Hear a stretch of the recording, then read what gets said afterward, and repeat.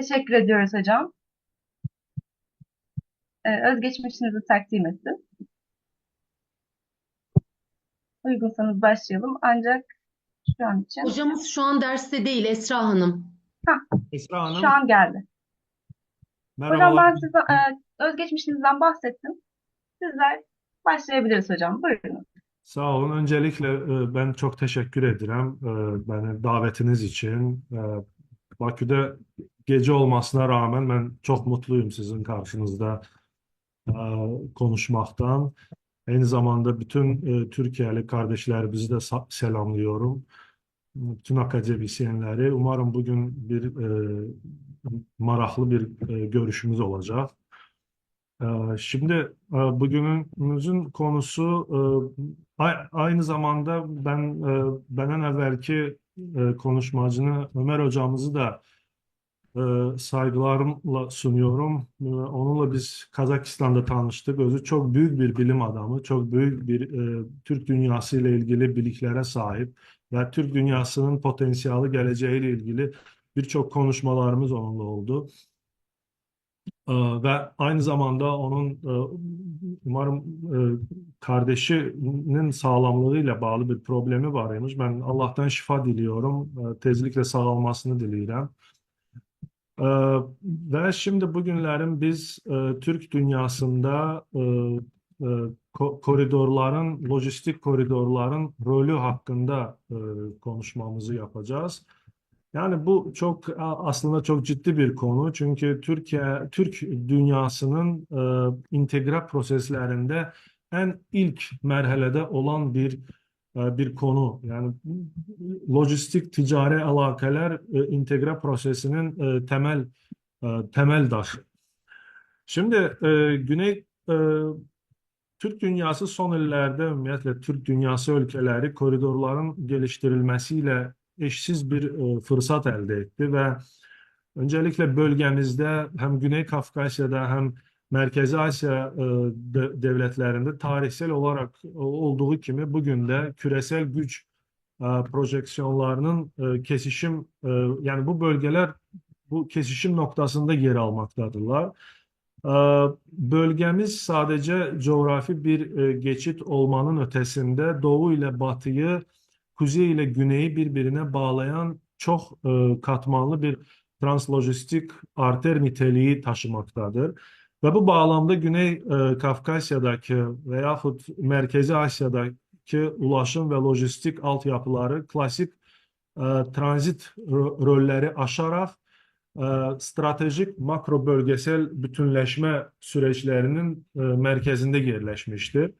Şimdi Soğuk Savaş'ın sona ermesiyle birlikte ideolojik bloklaşmaların da yerini devlet merkezli anlatıların ve özgün jeopolitik tahayyüllerin rekabeti almıştır ve özellikle 90'ıncı yıllardan itibaren küresel ve bölgesel aktörler kendi tarihsel, kültürel anlatılarını, dış politikalarını temel elementleri haline getirmiştiler ve bu sürecin en dikkat çekici örneklerinden biri Çin Halk Cumhuriyeti'nin jeopolitikasını ulusal e, ideolojiyle uyumlu bir biçimde yeniden inşa etmesidir. E, Birinci slaydı verir misiniz Esra Hanım lütfen? Şimdi e, Tabii ki hocam hemen paylaşıyorum.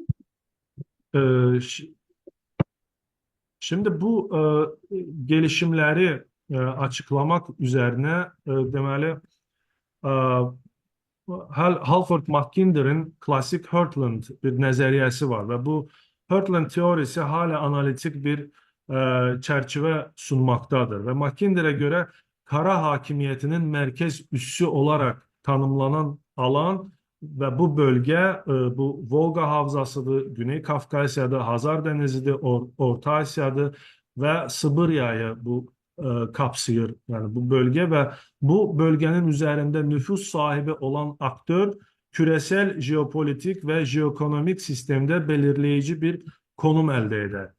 Şimdi bu teorik çerçeve günümüzde orta koridor olarak adlandırılan ulaşım güzergahıyla somut bir paralellik göstermektedir. Ve Avrupa ile Asya'yı Güney Kafkasya üzerinden birbirine bağlayan bu güzergah sadece bir ticari değil, aynı zamanda stratejik bir önem kəsb Ve ben aynı zamanda Ömer hocamızla da razıyam ki bu koridor təkcə para kazanmak için değil, ticaret için değil, aynı zamanda bu koridor üzerinde yerleşen Türk dünyasının ortak ideolojisini, ortak anlamlarının geçişine bir töhfə vermelidir. Yani bunun üzerinde de biz çok çalışmalıyız.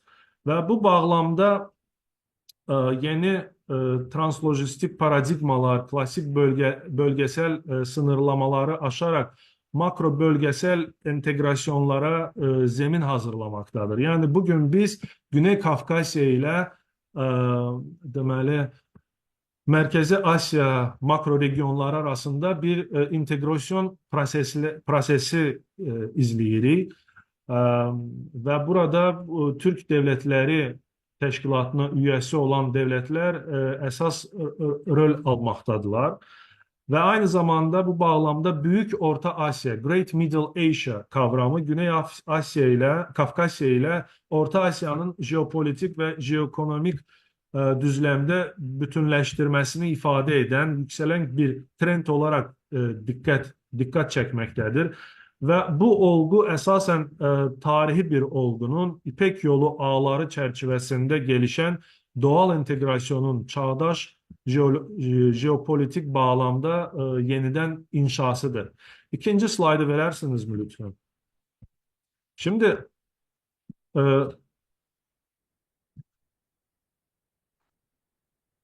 Şimdi 18. yüzyıl öncesinde Büyük İpek Yolu'nun tam anlamıyla faal olduğu bir dönemlerde Güney Kafkasya ile Orta Asya devletleri veya Orta Asya hanlıkları arasında dinamik bir ekonomik, kültürel ve sosyal etkileşim mevcuttu.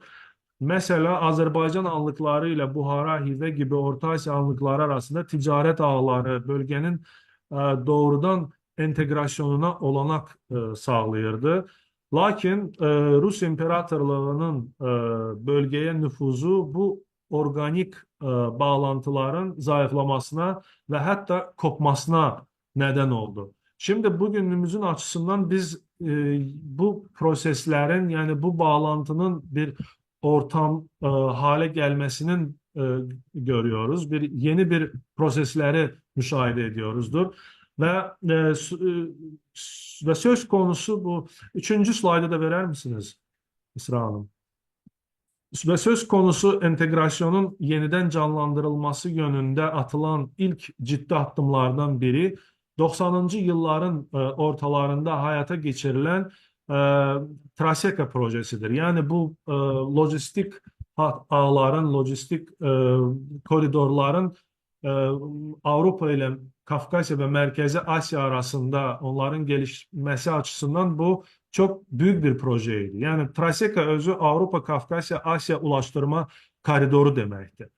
Ve bu inisiyatif Yeni İpek Yolu retoriği altında bölgesel işbirliğini teşvik etmeye amaçlamıştır. Ancak Avrupa Birliği'nin 2016. yıl sonrası bu projeye olan finansal desteğini çekmesiyle Traseka marjinalleşmiş ve e, yerini yeni bir sistemlere vermiştir. Yani son yıllarda Avrupa Birliği kendi stratejik güzergahı olan Global Gateway, küresel kapılar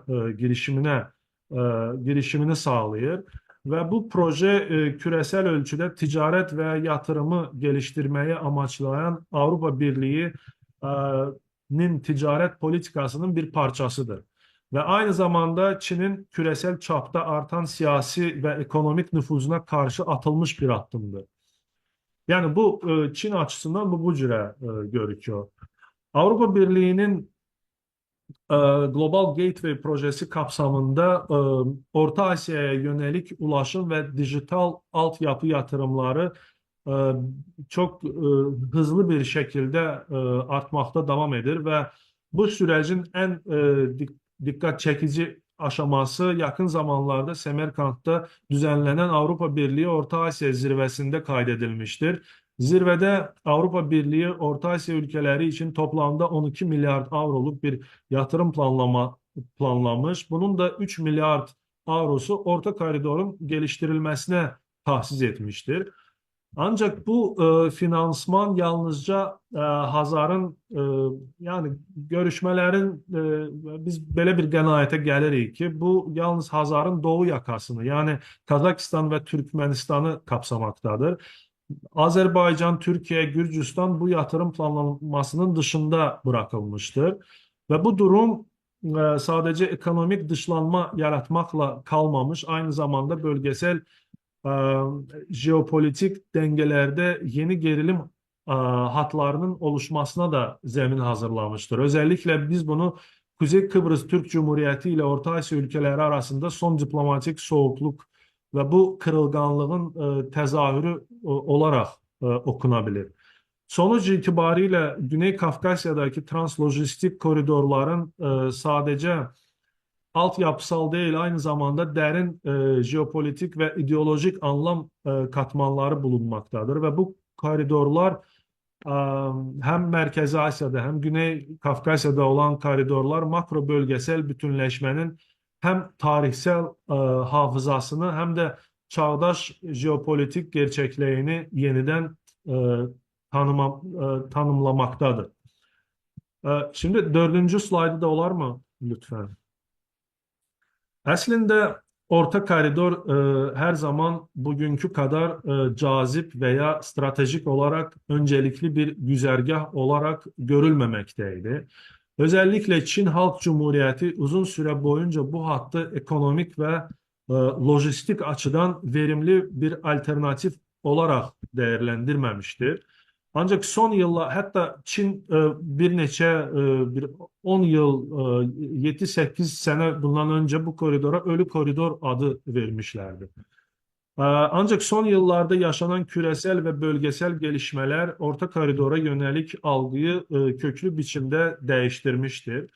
İlk olarak bunun üç sebebi var. Üç sebep yüzünden böyle bir bu köklü biçimle köklü şekilde biz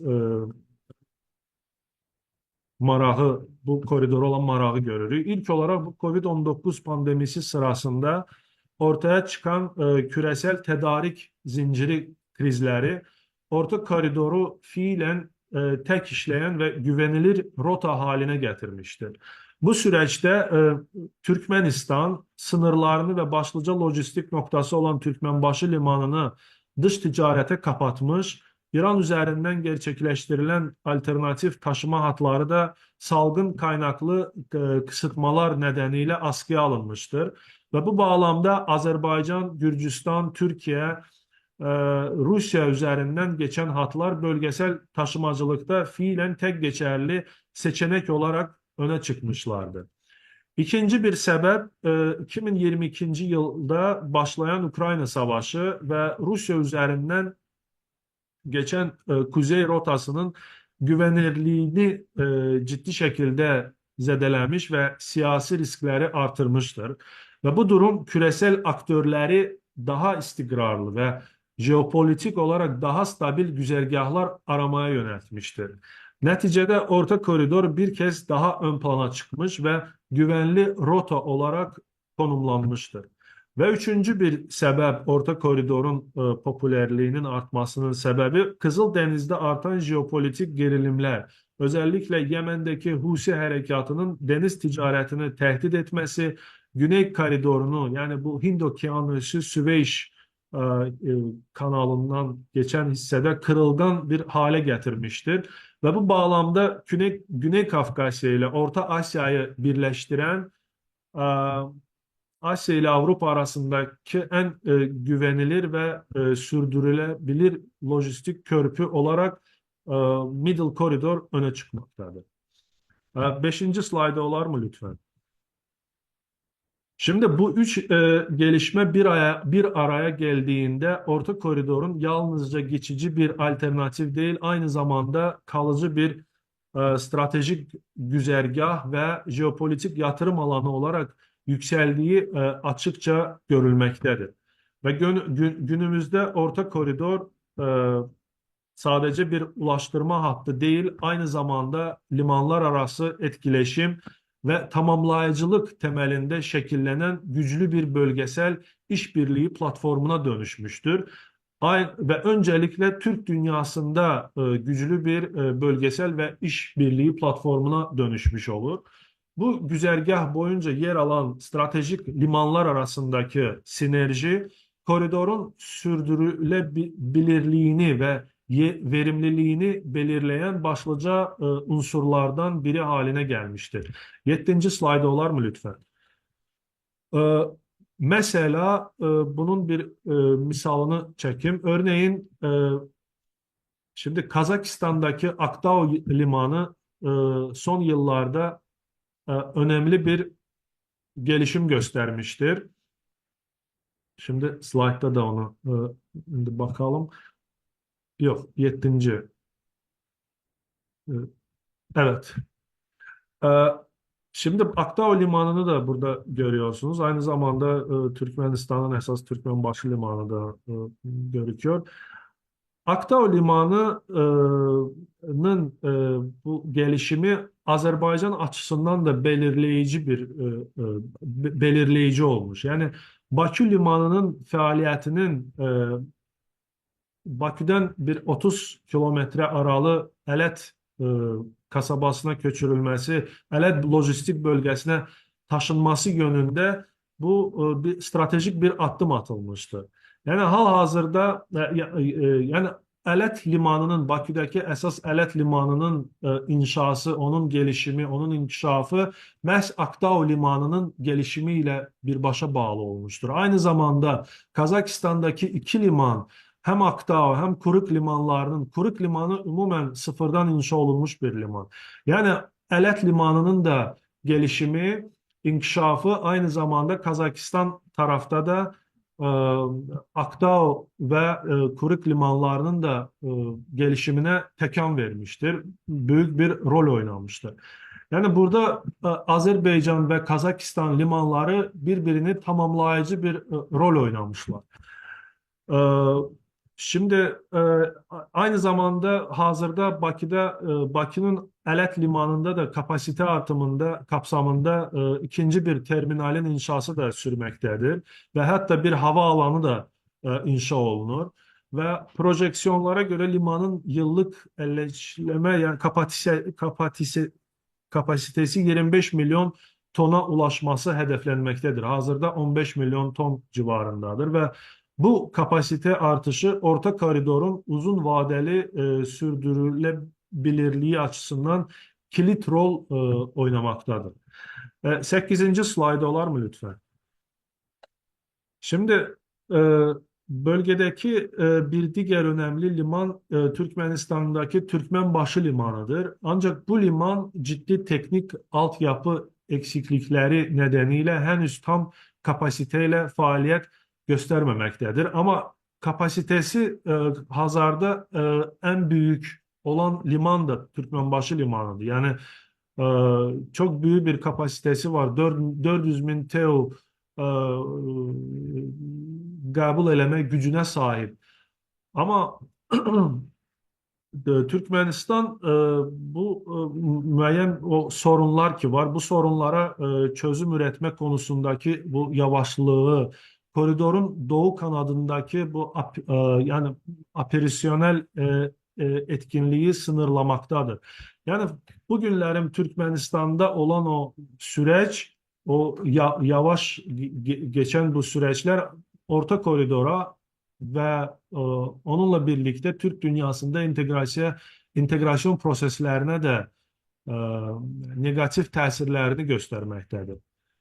Orta koridorun gelişimi aynı zamanda bölge ülkeleri arasında yeni bir integrasyon fazının zeminini de oluşturmuştur. E, Ve bu faz sadece ulaştırma değil, aynı zamanda yatırım, ortak altyapı projeleri ve lojistik iş birlikleri alanında da kendini göstermektedir. Bunu Özbekistan'ın misalında göstermeye olar. Misal üçün nitekim Özbekistan'ın Bakı'nın Ələt portunda, limanında kendi terminalını inşa etme kararı, aynı zamanda Kazakistan da bir kendi terminalını inşa ediyor. Bu bağlamda dikkat çekici bir örnektir. Ayrıca Özbekistan, Hazar Denizi'nde kendi deniz filosuna sahip olma yönünde çalışmalar yürütmekle ve bu konuda Azerbaycan ile teknik ve diplomatik işbirliği içindedir. Bu gelişmeler Özbekistan için jeopolitik açıdan stratejik açılımlar sağlamaktadır.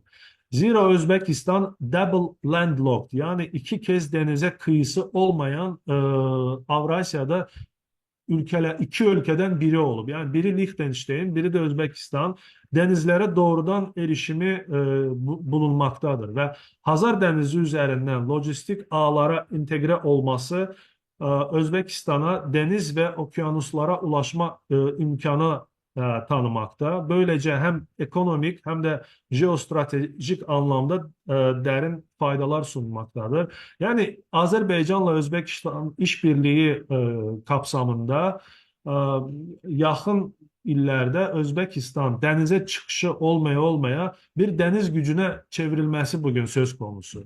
Bunun özü de çok ciddi bir şey. Şimdi 9. slayda olar mı lütfen? Sağ olun. Ee, Şimdi 2020 yılında Azerbaycan'ın 2. Karabağ Savaşı'ndaki zaferinden sonra ortaya çıkan en dikkat çekici jeopolitik gelişimlerden biri Zengezur Koridoru'nun gündeme gelmesi olmuştur. Bugün benden önce de Ömer hocamız da Zengezur Koridoru ile ilgili konuştu. Çok ciddi bir konu. Bu yeni güzergah yalnızca Nahçıvan ile Azerbaycan'ın ana karası arasındaki fiziksel bağlantıyı tesis etmekle kalmayıp aynı zamanda daha geniş bir bölgesel entegrasyon potansiyeli taşımaktadır. Stratejik düzlemde değerlendirildiğinde Zengezur Koridoru Rusya ile Türkiye arasında doğrudan bir lojistik bağlantı kurmakta. Ayrıca Türkiye'nin en önemli limanlarından biri olan Mersin Limanı üzerinden Akdeniz'e erişimi mümkün kılmaktadır. Bu hem Azerbaycan açısından çok faydalıdır, hem Merkezi Asya ülkeleri açısından çok faydalıdır. Yani bu Mersin Limanı'na en kısa olan bir koridor, en kısa bir mesafe.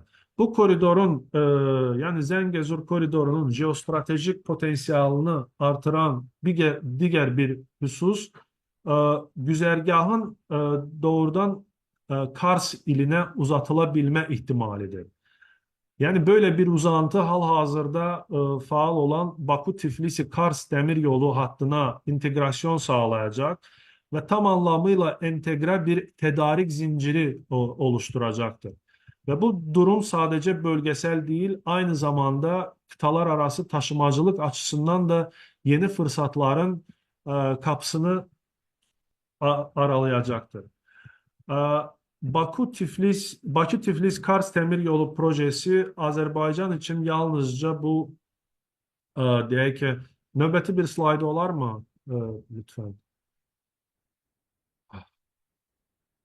Şimdi evet, buradan olur. Bakü-Tiflis-Kars Demiryolu projesi bu Azerbaycan için yalnızca ekonomik ve lojistik bir avantaj değil, aynı zamanda jeopolitik bir strateji olarak da önemli bir yer tutmaktadır.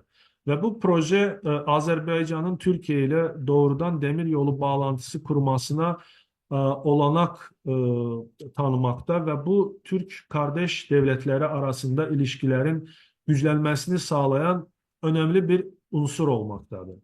Ve bu ulaşım iki ülke arasındaki ticaretin, yani Azerbaycan ve Türkiye arasında şimdi ben nəzərdə tuturam, hem ticaretin ve işbirliğinin artmasına zemin hazırlarken aynı zamanda bölgesel istikrar içinde kritik bir attım olarak değerlendirilmektedir.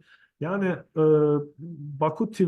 Bakü-Tiflis-Kars demiryolu hattı Türk dünyasını bağlayan ilk bir hat olur. İlk koridor olur. E, Ve bu özü de bir ciddi söz konusu olarak ciddi bir məqam.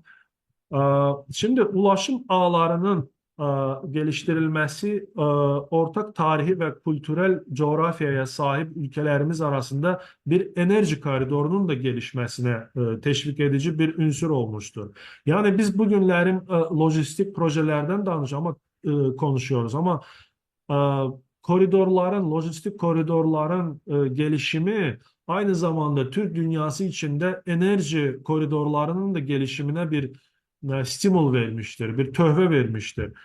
E, Nitekim geçtiğimiz yıl Özbekistan, Azerbaycan ve Kazakistan Cumhurbaşkanları üç ülke arasında yaşıl enerjinin transferinde stratejik ortaklık anlaşmasına imza attılar. Azerbaycan, Orta Asya, Kafkaslar, Avrupa, Hazar Denizi ve Karadeniz'i tek bir enerji koridoruyla birbirine bağlayacak. Ee, Yani Azerbaycan bu bölgeni birbirine bağlayacak bir kabloyu Karadeniz'in tabanı boyunca döşemeyi planlıyor. Bunun özü de ciddi bir işbirliği, ciddi bir proje. Bu anlaşma Orta Asya ve Merkezi Asya ve Kafkasya bölgeleri arasında yeni işbirliği fırsatları yaradır. Ve özünde Orta Asya ve Kafkasya bölgelerindeki ulaşım, enerji ve ticaretle ilgili integrasyon süreçleri bugün bu iki bölgenin yaşıl enerji geliştirme alanı da dahil olmak üzere birçok konuda eş zamanlı hareket ettiğini söylememize olanak sağlıyor. Yani böyle bir Hazar'ın dibiyle de böyle bir kabloyu Kazakistan da çekmeye planlıyor. Ve hazırda biz bu anlaşmanın pratik sonuçlarına barədə konuştukta aynı zamanda ekonomilerimizi birbirine bağlayan yeşil köprü niteliğindeki orta koridorun gelişmesine de katkı sağlayacak. Yani yakın gelecekte orta koridor artık bir yeşil koridor sürecine dönmüş olacak. Bu önemli alanda yakın işbirliği e, üç ülke arasındaki deneyim ve ileri teknoloji alışverişi artıracak ve enerji güvenliğini daha da güçlendirilmesine katkıda bulunacaktır. E, Ve 10. slaydı da olar mı lütfen? Bir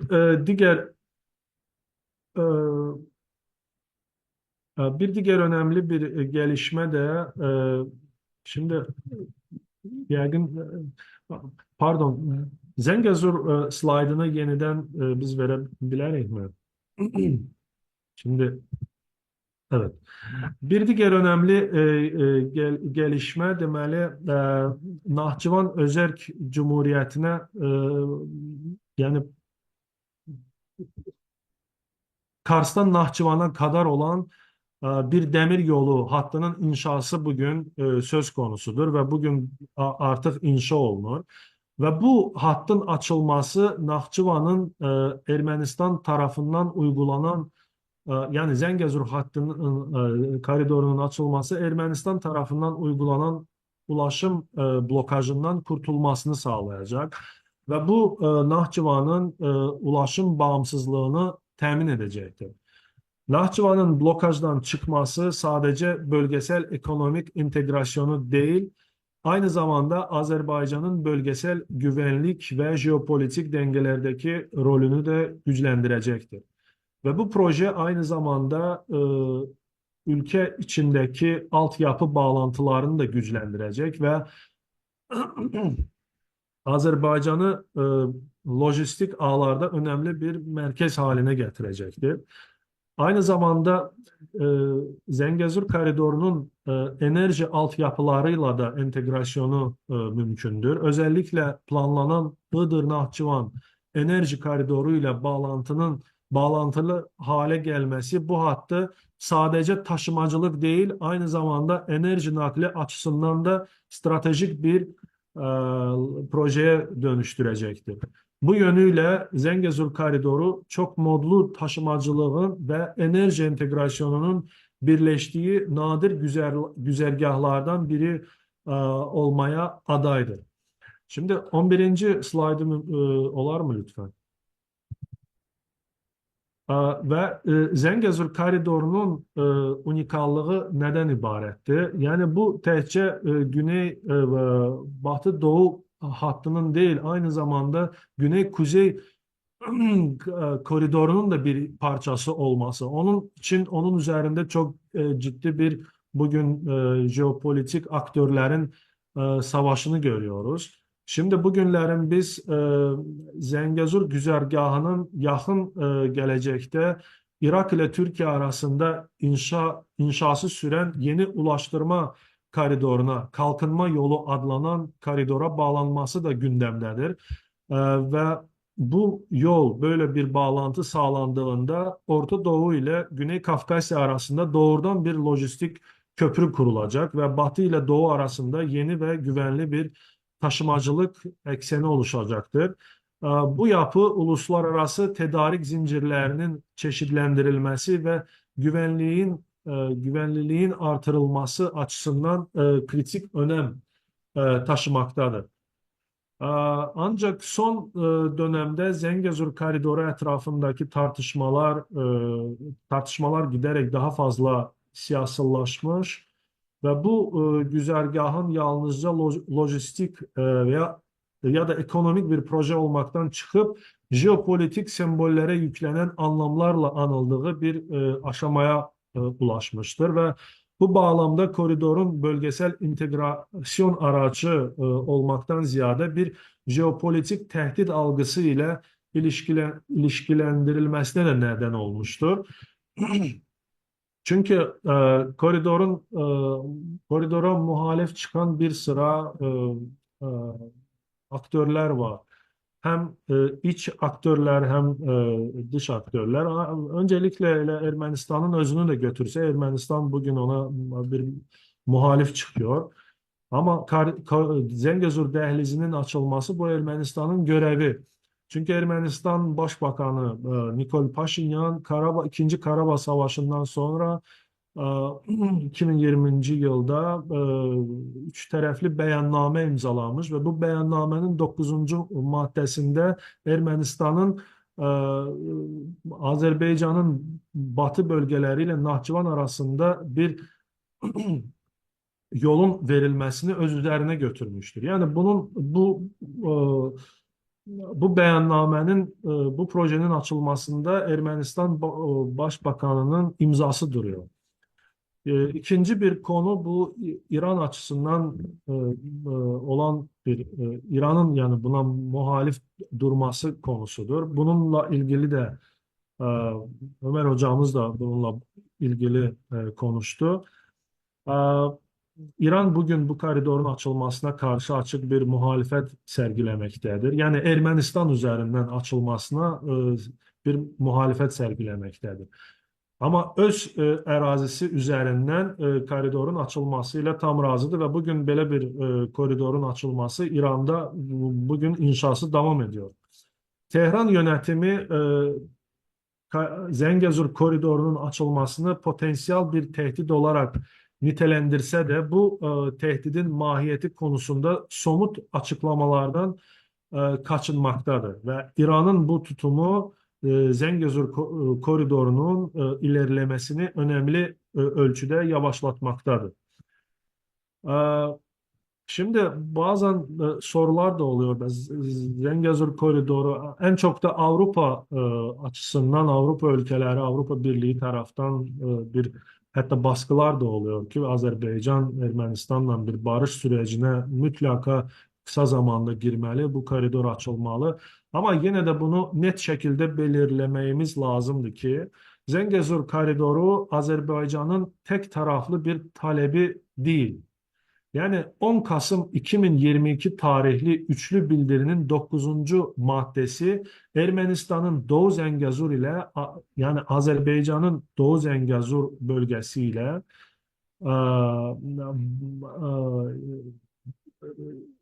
yani pardon Doğu Zengezur ile Nahçıvan ile Azerbaycan'ın batı bölgeleri arasındaki ulaşımı engelsiz, bunu da net şekilde belirlememiz lazım. Engelsiz şekilde sağlamayı taahhüt ettiğini açıkça ortaya koymaktadır. Yani bu 10 Kasım 2022 yıl üçlü bildirinin 9. maddesiyle. Ve bu bağlamda koridorun açılması savaş sonrası bölgesel mutabakatın bir parçasıdır ve koridorun açılması dediğimiz gibi Ermenistan'ın görevidir. Ayrıca Güney Kafkasya'nın ulaştırma e, mimarisi içerisinde biz Gürcistan'ın rolünü de göz ardı etmek mümkün değildir. Halbuki bugünlerim Avrupa bunu göz ardı etmeye çalışıyor ve bütün koridorları Ermenistan üzerinden doğu-batı istikametinde olan koridorları Ermenistan üzerinde açmaya çalışıyor. Ama biz burada bir şeyi bilmeliyik ki Gürcistan'ın Poti ve Anakle limanları Karadeniz'e açılan kapılar olarak büyük öneme sahiptir ve bölge ülkeleri arasındaki lojistik entegrasyon açısından tamamlayıcı işlev görmektedir. Zengezur koridorun ile ilgili kısa da olarak diyeyim ki yani muhalif olan güçler, aktörler yalnız İran değil, aynı zamanda biz dolaylı muhalefet sergileyen aktörlerden biri de hele Amerika Birleşik Devletleri'dir. ABD, Washington tamam bu koridorun açılmasını her zaman desteklediğini bildirir. Ama bunun e, Ermənistan ile Azerbaycan arasında olan o hazırda bir barış süreci var ve bizi kısa vadede çok tez bir zamanda barışa sürüklüyorlar. Ama hazırda bu mümkün olan bir şey değil. Çünkü Ermenistan'ın bir sıra götürdüğü öhdəlikler var. Yani barış süreci kapsamında o cümleden anayasasında, Ermenistan'ın anayasasında Azerbaycan'a karşı arazi iddiaları hala da Karabağ e, sorunu ile ilgili arazi iddiaları duruyor ve bu anayasanı değiştirmeye Ermenistan görevli yani mecbur. Bunsuz her hansı bir projeleri Ermenistan ərazisindən reallaşdırmaq mümkün değil. Bundan əlavə digər konular da var. O cümlədən Minsk qrupu deyilən bir üçlü var. ABD, Rusiya və Fransanın həm sədirləri olduqları Minsk üçlüsü 30 yıl boyunca Qarabağ sorununu ilə ilgilənən bir institut olmuş.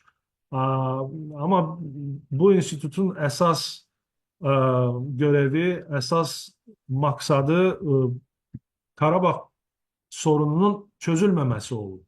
Yani Karabağ sorununu Azerbaycan askeri, Azerbaycan ordusu tek başına halletmiş.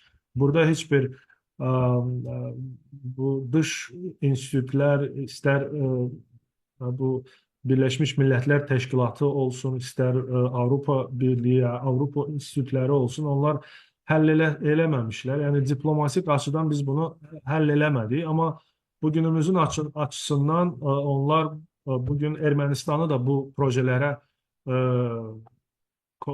birleştirmeye, onları cəlb sunuyorlar. Ve Minsk grubunu biz aynı zamanda Ermenistan'dan talebimizden biri de odur ki Minsk grubu bırakılmalıdır ve Ermenistan da yani öz rolünü burada almalıdır. Çünkü Minsk grubu olunca hala da tarihte kalınca yani Karabağ sorunu uluslararası arenada hallolunmamış gibi gözüküyor. Yani uluslararası beynəlxalq güç aktörleri açısından baktıkta. Şimdi Avrupa Birliği de bu Zengezur koridoruna ilgili konularda şimdi baskıda da bulunmuyor. O da ABD ile ortak bir çıkardan çıkış eləyir ve dolayı bir baskı araçları kullanır. Özellikle Avrupa Birliği'nin Azerbaycan-Ermənistan sınır hattında sözde gözlem misyonu yerleştirmesi, koridorun açılması sürecinin Avrupa Birliği tarafından da yakından izlenildiğini ve bu sürece yönelik siyasi engellerin bulunduğunu göstermektedir. Ama Zengezur koridorunun açılması bu yani bizim yakın gelecek zamanlarda ileride açılması bu biz buna şüphe eləmirik. Yani bu açılması olan lazım olan konu en azı bu büyük güçlere aynı zamanda bölgesel güçlere Azerbaycan'a, Türkiye'ye aynı zamanda Rusya, Merkezi Asya devletlerine, Çin'e lazım olan çok fayda veren bir koridor, bir proje. Sonuç olarak Güney Kafkasya tarih boyunca olduğu gibi ve Merkezi Asya'da öncelikle bugün de Doğu ile Batı, Kuzey ile Güney arasında stratejik bir geçiş noktası olmaya devam etmektedir ve bu bölge sadece transit taşımacılık projeleri açısından değil, aynı zamanda yeni makro bölgesel yapılanmaların şekillendiği jeopolitik bir merkez haline gelmiştir. Orta Koridor, Zengezur Koridoru, enerji ve demir yolu ağları gibi projeler bölgesel entegrasyonun ve uluslararası işbirliğinin somut örnekleridir. Ve Orta Koridor bugün Türk dünyasının bir direği olabilir, bir sütunu olabilir. Bu projenin gelişmesi ve bütün bu projelerin Merkezi Asya'da, Güney Kafkasya'da gerçekleştirilmesi sadece teknik değil, aynı zamanda siyasi uzlaşı ve karşılıklı güven gerektirmektedir. Avrupa Birliği ülkeleri şu anda bu ulaştırma koridorunun yani orta koridorun gelişimine son derece ilgi göstermektedirler. Çünkü bu güzergahı Çin'den gelen malların taşınması için ana hatları biri olarak görmektedirler. Ama bugünlerim orta koridor aynı zamanda biz bunu da vurgulamalıyız ki özü de bir riskleri de yani gözaltı eləmeliyiz. Özellikle Rusya topraklarından geçen Kuzey güzergahının faaliyete geçmesi durumunda Orta Koridorun geleceği ne olacak? Yani bu soruları biz vermeliyiz ve dolayısıyla bu yolu iş dünyası için cazip hale getirecek tedbirleri en kısa zamanda almamız gerekiyor. Ve Türk dünyası ülkeleri bununla ilgili çok ciddi bir işbirliği içinde bulunmalıdırlar. Benim kısa olarak koridorlar ile ilgili diyeceğim bu kadar. İlginiz için çok teşekkür ederim. Ve suallara da hazırım. Çok teşekkür ediyoruz hocam. Şimdi de dilerseniz soru cevap bölümüne geçiyoruz. Soru sormak isteyenler işaret gönderebilir. Melisa Çalışkan soru sormak istiyor. Buyurun. Teşekkür ederim. Hocam benim sorum şu şekilde olacak. Ermenistan'ın Karabağ'daki mayınlı araziler hakkında bilgi paylaşımında geç bilgi paylaşması, aktarması bölgesel güvensizliğin sürmesine yol açmıştı. Bu bağlamda Zengezur Koridoru'nun hayata geçirilmesi durumunda Azerbaycan ve Türkiye açısından bu tür güvenlik tehditleri nasıl bir stratejik endişe kaynağı oluşturabilir? Uluslararası gözlem misyonları ve üçüncü taraf garantörlük mekanizmaları bu süreçte nasıl bir rol oynayabilir? Bir de bunu uluslararası hukuk bağlamında nasıl değerlendirebiliriz? Şimdi çok teşekkür ederim sualınıza göre. Şimdi Zengezur Koridoru ile ilgili yani onun ilk önce mayınlarla ilgili. Bəli, bu çok ciddi bir sorun, çok ciddi bir problem. Ermənistan bugünümüzün açısından hatta bu mayınların bir haritası var. Yani bu aydın bir meseledir ki mayınlar bu kaotik bir şekilde bastırılmamış toprağa. Yani bunların bir haritası var ama bu haritayla bölüşmemişler. Ve bu milyonlarca bugün mayınlar var bu Karabağ topraklarında ve bu nitekim bir növ Ermənistanın bir latent müharibəsinin Azerbaycan'a karşı mayınlar vasitəsilə devam ettiğini göstermiş olur. Bu mayınlarla ilgili bir soru. Yani cevabım Zengezur koridorunun güvenliğine gelince şimdi bu üç taraflı beyannamede bunun güvenlik meselesi de söz konusuydu. Yani bunun güvenliğini Rusya tarafı e, belirlemeliydi. Yani Rusya'nın bu e, federal deməli Rusça FSB dedikleri gücler korumalıydı. Şimdi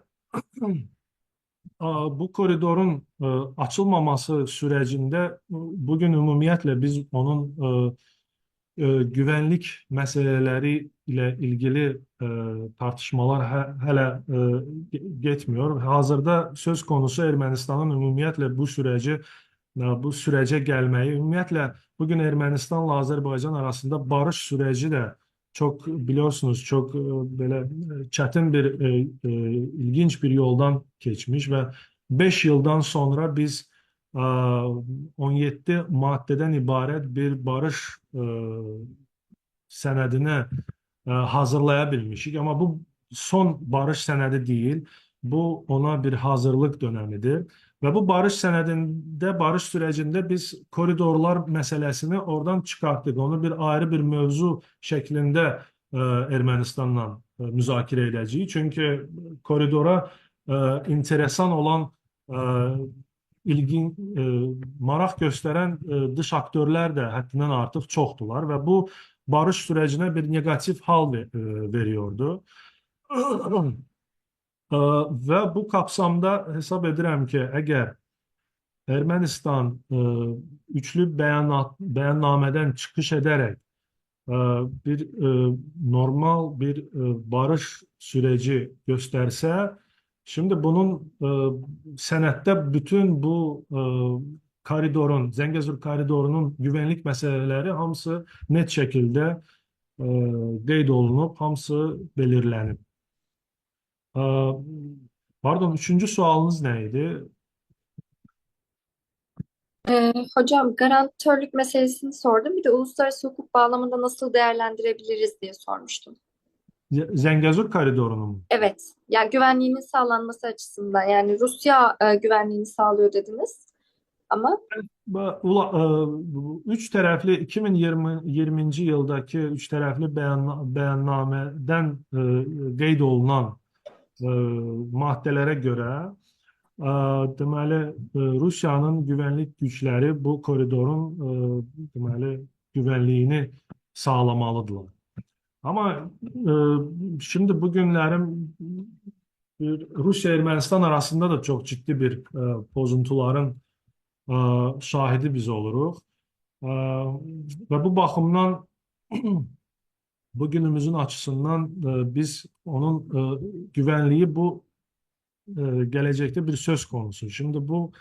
Şimdiden bunun güvenliğini kim sağlayacak, kimler olacak bunu hazırda bunu biz diyebilmeriz. Yani bunun için biraz zaman lazım. Əsas məsələ bu günlərin ümumiyyətlə Ermənistanın e, koridorları açması konusudur. Yani bütün koridorları açması söz konusudur. Yani Ermənistan bunları kapalı saklayınca bölgemizde de prosesler ilerlemir. Ama bugün Ermenistan sadece bu projelerden dışarıda kalmış olur. Çünkü Azerbaycan bu projenin Nahçıvan'la Türkiye ile öz ilişkilerini İran üzerinden çekilen, inşa olunan koridor üzerinden görecek yakın illerde. Ve görünen odur ki İran üzerinden koridor artık faaliyete başlayandan sonra e, Ermenistan sadece bu projelerden dışarıda kalacak. Ve ondan sonra müəyyən bir hesap eləyirəm ki, ondan sonra artık İran üzerinden koridor faaliyete başlayandan sonra Ermənistan tərəfi sadece öz ərazisindən de bu koridoru açmağa mecbur olacak. Yani görevli olacak. Ona göre bu koridorun inşası, bu koridorun açılması bu yaxın illər üçün söz konusudur. Çok sağ olun hocam. Teşekkür ederim. Ben size teşekkür ederim. Evet, bir sorumuz daha var. Buyurun. Meymune Rezziye. Sorabilirsiniz. Merhaba hocam, öncelikle teşekkür ederim. Çok verimli bir oturumdu. Sorum şu şekilde, siz Zengezur ve Orta Koridor'un entegrasyon sürecindeki öneminden bahsettiniz. Peki sizce önümüzdeki yıllarda bu lojistik koridorların nasıl bir yönde ilerleyeceğini düşünüyorsunuz? Yani daha derin ekonomik ya da kurumsal işbirliklerine evrilme potansiyeli var mı, taşıyor mu? Sorum bu şekilde. Teşekkür ederim. Ben teşekkür ederim. Evet, Zengezur Koridoru'nun açılımı işte dediğim gibi bu maalesef son illerde bu bir siyasal bir ön almış. Yani bu Azerbaycan açısından, Türkiye açısından ilk önce ekonomi bir proje. Bu Azerbaycan'ın e, enerji resurslarının aynı zamanda Merkezi Asya resurslarının Mersin limanına çıkışı için en kısa bir yol. Ve bu yolun açılması elbette çok büyük bir integrasyon layihələri sağlayacak. O büyük bir projelerin e, gelişimine təkan verecek. Ve hesap edirəm ki bugünümüzün açısından İran üzerinden artık bu proje açılandan sonra, faaliyete başlayandan sonra da artık bizim bölgemizde de çok ciddi bir ekonomi integrasyon proseslerini biz şahitlik edeceğiz. Yani maalesef bugün Ermenistan bunun faydasını göremiyor. Yani bu 30 yıllık savaş süresi, Azerbaycan topraklarının işgali, aynı zamanda bu e, hususi bir nifret politikası ki sürdürüyorlar bugün Ermenistan'da.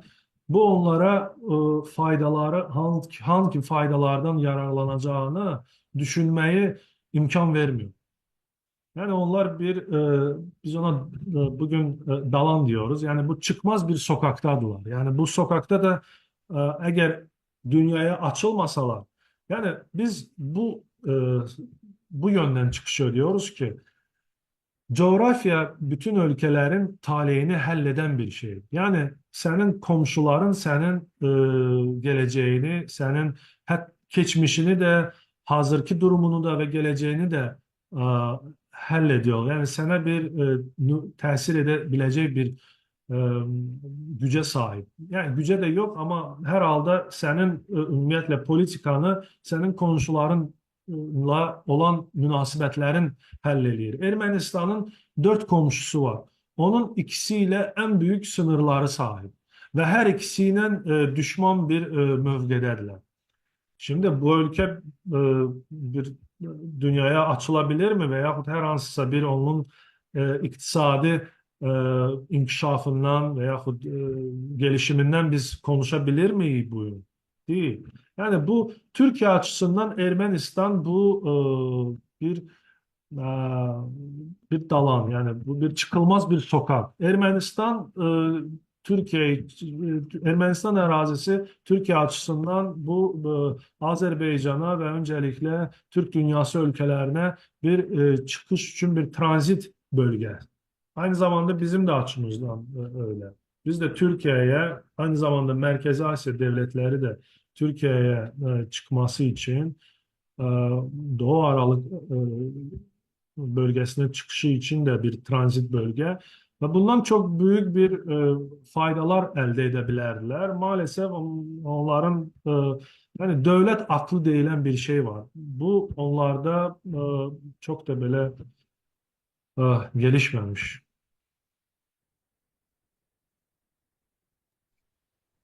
Anladım hocam. Teşekkür ederim. Ben teşekkür Bir ederim. diğer sorumuz, bir diğer sorumuz Gövher Merdanoğlu'dan. Şimdi geliyor mu? Sesiniz Çok çok az geliyor, hatta duyulmuyor maalesef. Şu an iyi mi? Çok daha iyi. Tamamdır. Tekrardan iyi akşamlar. Benim sorum şöyle.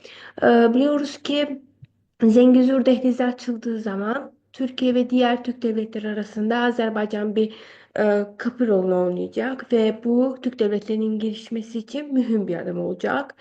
Bu konuda ister İran olsun, ister Rusya ve Ermenistan gibi Kafkasya alanında mühim fikirleri olan devletlerin, bu açıdan hiç bu konuyu kabul etmeyen devletlerin sizce açıldığı zaman yaklaşımı nasıl olabilir ve Türk devletleri bu zaman nasıl bir strateji geliştirmeli?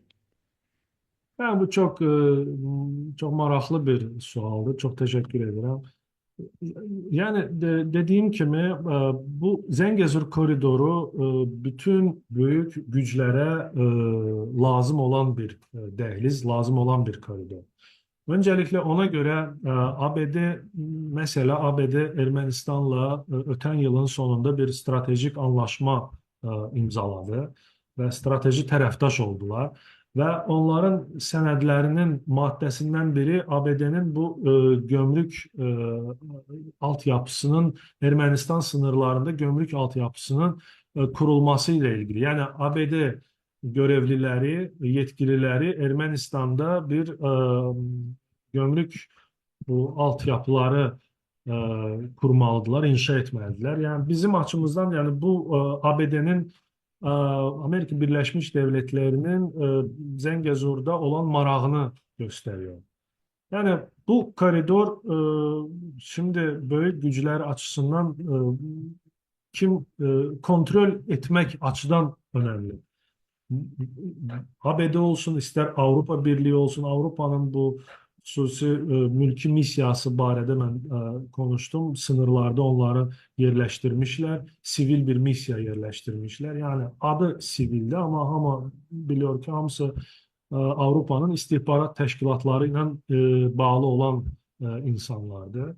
E, Ve bu hemen güçlerin bura olan marağını gösterir. Ama ben düşünürüm ki Karabağ Savaşı'ndan sonra bölgemizde olan bütün e, agendada olan e, bütün meseleleri, bütün sorunları burada Azerbaycan'ın marakları açısından hallolunur. Yani Azerbaycan burada artık söz sahibi. Ve Güney Kafkasya'da bugünlerin yeni bir Türkiye ile Azerbaycan'ın birgə formalaştırdığı yeni bir düzenin biz şahidi oluruz. Yeni bir status quo mevcut burada. Yani bunun hesap edirəm ki, ne İran, ne Avrupa Birliği, ne ABD buna uzun sürede karşı gidebilmeyecekler. Ve bu koridor da açılacak. Aynı zamanda İran üzerinden de koridorumuz olacak, Ermenistan üzerinden de olacak ve Gürcistan üzerinden de olacak. Böylece Azerbaycan buna biz diversifikasiya deyirik. Yani bu dəhlizlərin, koridorların balanslı siyasetini yürütür. Yani bir neçə koridorun olması bu çok iyi bir şey. Yani çok lazımlı bir şey. Siz en azından özünüzü risklerden, gelecek tehditlerden korumuş oluruz. Biz hamımız. Ama bu koridorun nəinki Zəngəzurun, elə öncelikle Orta Koridor Türk dünyasının temelinin kurulması açısından onun sütununun, onun onurga sütununun kurulması açısından çok önemli bir şey. Ona göre onun bugün daha böyle kaliteli şekilde inkişafı, gelişmesi için biz daha fazla çalışmalıyız. Ve daha önce de dediğim gibi Zengezur koridoru yakın illerde aynı zamanda o koridorun bir kolu da Kars, Iğdır, Nahçıvan demir yolu hazırda inşa olunur ve Zengezur koridoruna birleşecek. Nahçıvan üzerinden birleşenden sonra aynı zamanda Kars'ta da Bakü-Tiflis-Kars demir yoluna birleşecek. Ve böylece biz bütün bölgeni bir olumlu bir şekilde onu e, inkişaf elətdirmiş oluruq. Yəni bölgədə bütün koridorların, bütün ulaşım hatlarının, ağların açılmasına bir təkan vermiş oluruq. Və öncəliklə də dediyim kimi İraqdan da keçən hazırda inşa olunan Türkiyənin deməli kontrolü altında inşa olunan dehlizə də birləşəndən sonra o Zəngəzur koridoru həmin o koridora İraqdan geçecek koridora birləşəcək. Yani bu çok ciddi bir proje ve ondan sonra da Merkezi Asya, Güney Kafkasya, aynı zamanda hesap edirəm ki Rusya'da gelecekte birbaşa bu koridorlar vasıtasıyla bu nəqliyyat, büyük bir nəqliyyat sistemi vasıtasıyla Bəsrə limanına çıkmış olacaklar ve böylelikle biz artık yeni Orta Doğu, Güney Kafkasya, Merkezi Asya'nın geliştiği büyük bir bölgenin gelişmesine şahitlik edeceğiz. Teşekkür ederim hocam. Ben teşekkür ederim. Hocam şimdi de sohbet bölümünden bir sorumuz var. Buyurun. Soru, enerji ve ekonomi koridorlarından Zengezur, kalkınma yolu ve Trans-Hazar koridorlarından hangisi daha büyük ekonomi getiri sağlayan stratejik bir hamle olmaktadır? Fikrimce bunların üçü de ayrı-ayrılıkta, yani bunları üçünü de biz ayrı-ayrılıkta baktığımızda belki de bu büyük bir ekonomi resurslar sağlamıyor. Ama bunları biz birleştirdiğimizde bu çok büyük bir proje olur ve büyük bir integrasyona getirip çıkartabilir. Yani hazırda biz Trans-Hazar koridoru koridoru ve Zengezur koridoru zaten Trans-Hazar koridorunun bir parçası olacak. Yani Zengezur koridorunun universalliyi, unikallığı ondadır ki o bir neçə dəhlizlər üzrə fəaliyyət göstərə bilir. Yəni bir neçə dəhlizlərin, koridorların parçası olabilir. Hem Kuzey-Güney koridorunun bir parçası olabilir, hem Doğu-Batı koridorunun bir parçası olabilir. Ve biz eğer baxanda Trans-Hazar koridoru, yani ayrılıkta bunu götürdüğünde bu belki de o kadar iktisadi ekonomi bakımından o kadar büyük bir resurslar bize sağlamayacak. Yalnız bu koridor Çin ile Avrupa arasında ulaşım hattının çözülmesi için yaratılan bir şey. Yani biz burada bir 600 milyar dolarlık bir ticaret girişiminden konuşuyoruz. Yani Avrupa ile Çin arasında. Yani təsəvvür edin bu ticaret ilişkileri bizim bölgelerden, Türkiye'den, Güney Kafkasya'dan, Merkezi Asya'dan gelir. Elbette bizim hamımız bundan yararlanacağız. Irak'tan geçen koridor ise artık faaliyete başlayandan sonra ise bu daha büyük bir projelerin, bu faktiki olarak iki büyük okyanusun, Şimal Buzlu Okyanusu ile Hind Okyanusu arasında bir ulaşım hattına dönmüş olur ve hem Güney Kafkasya hem Türkiye büyük bir deməli projeye şahitlik etmiş olur ve aynı zamanda onu kontrol eləmiş olur. Yani Türkiye, Azerbaycan ve Merkezi Asya devletleri bugün bir lojistik hub'tılar. Ve bundan çok ciddi faydalanmamız gerekiyor. Yani coğrafimizden maksimum derecede istifade eləməyimiz, faydalanmamız gerekiyor.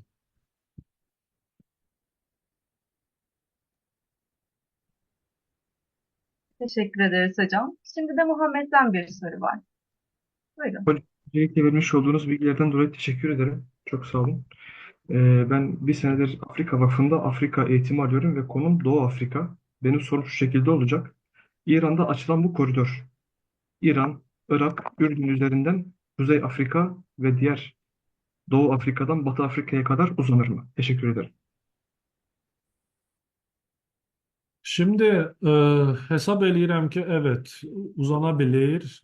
Yani dehlizleri açanda bunlar sıradan bir bölge için çok e, küçük bir bölge için o nəzərdə tutulmur. Yani koridorlar bu büyük bir arazileri, büyük bir kıtaları əhatə eləməyi açısından vacibdirlər. Şimdi Orta Koridor bu günlərim iki kıtanı birleştiriyor.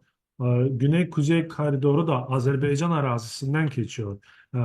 Bugün Rusya, Azerbaycan ve İran arasında geçen koridor iki okyanusu birleştiren en kısa bir yol. Yani iki okyanus cəmi üç ülkenin arazisinden geçmekle birleşir. Yani bunu bu cürə görə bilərik. Və aynı zamanda bu koridorun da bir hissəsi hesab edirəm ki, Güney-Kuzey koridoru e, Doğu Afrika'ya ve hatta ondan da güneye, Afrika'nın tam olarak güneyine kadar əhatə eləmək gücüne sahiptir. Ve e, Türkiye'nin de aynı zamanda Azerbaycan'ın da son yıllarda Afrika ülkeleriyle çok e, yakın bir ilişki sürecine girmişlerdi. Ve global güney ülkeleri biz diyoruz.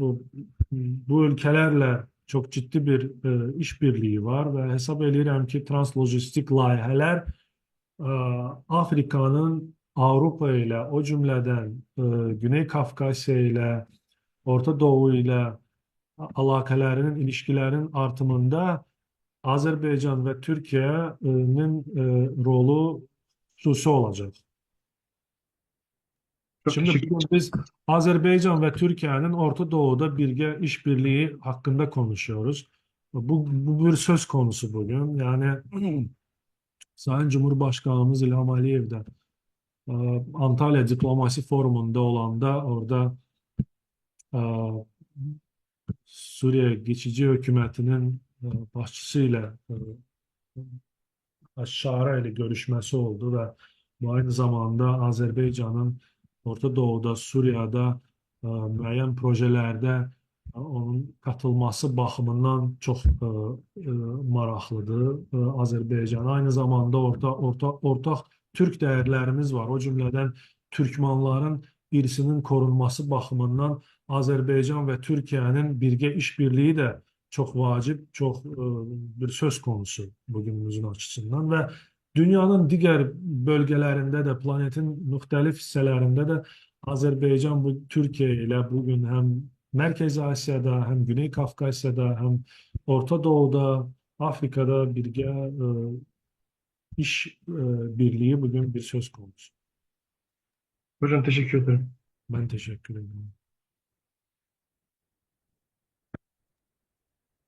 Çok teşekkür ediyoruz hocam. Ee, Varsa son bir soru daha alalım. Eğer yoksa programımıza burada sonuna erdireceğiz. Soru sormak isteyen var mıdır? Mesaj bölümüne yazabilirsiniz veya işaret gönderebilirsiniz.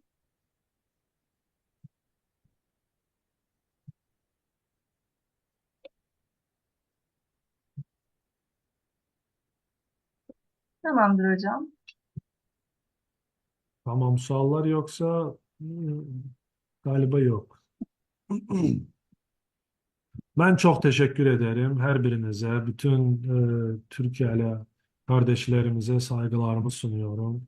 İnşallah büyük bir projelerimiz hele irəlidedir ve ben aynı zamanda Türkiye'li akademisyenleri de uzmanları da Azerbaycan'la çok sıkı işlemeyi arzu edirəm, bir işbirliğine girməyini arzu edirəm. Çünkü biz de görürük ki bazen Türkiye'de de e, Azerbaycan hakkında Güney Kafkasya, Merkezi Asya, Türk dünyası ülkeleriyle ilgili bir çok sayıda informasyon bir kıtlığı var. Yani bazen böyle basında da medyada da e, tam olarak konular ışıklandırılmır. E, Ona göre hesap edirəm ki bu ilişkiler arttıkça biz aynı zamanda Türk Birliği devletleri içerisinde de çok büyük bir e, projelere şahitlik edeceğiz ve Türk Birliği'nin yalnız integrasyon bağımından değil, aynı zamanda dünyamızda yeni ve büyük bir güç merkezine dönmüş halini görmüş olacağız. Ona göre hesap edirəm ki, bu sahada ilişkilerimizi artırmamız lazım. Hamınıza çok teşekkür ederim. E, Kusura bakmayın eğer biraz çok konuştum. E, Estağfurullah hocam. Çok sağ olun. Estağfurullah hocam. Size çok teşekkür ederim. Gerçekten çok verimli, çok güzel ve çok keyifli bir programdı. Dolu dolu bir programdı. Birçok şey öğrendim sayenizde. Bunun için de çok teşekkür ediyorum. Ben size Eminim teşekkür ederim. arkadaşlarım da aynı şeyi hissediyordur bu noktada. Çok teşekkür ediyoruz. Hem vaktinizi ayırdığınız için, hem emek verdiğiniz için, hem de bizleri kırmayarak programımızı kabul ettiğiniz için Sağ çok olun. teşekkür ederiz. Çok sağ olun. Ben size teşekkür ederim davetiniz için. Ve hemşe de açığam bütün mövzulara, konulara. Daim işbirliğini de devam ettirmeye hazırım. Çok sağ olun. Buyur hocam. Elinize sağlık. Sağ olun. Sağ olun.